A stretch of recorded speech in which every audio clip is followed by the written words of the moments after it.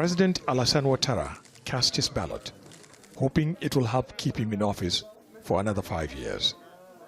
He sounded upbeat and optimistic about the democratic process in Ivory Coast. This is an important day for democracy. The process shouldn't be disrupted.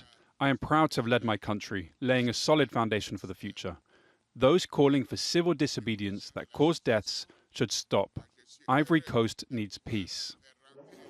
Although 4 names are on the ballot, Ouattara's only challenger, Kwadjo Konan-Bertin, voted some 193 kilometers away from Abidjan.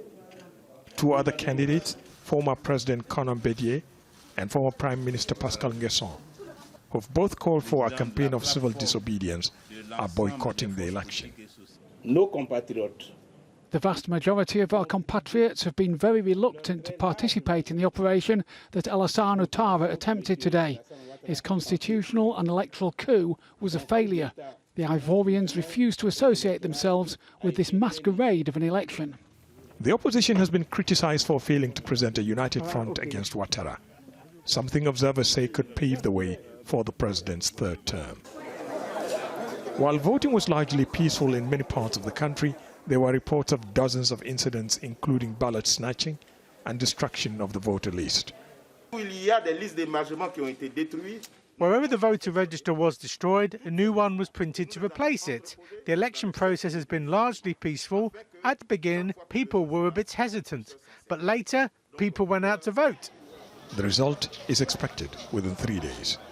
More than 35,500 security personnel were mobilized for Saturday's election.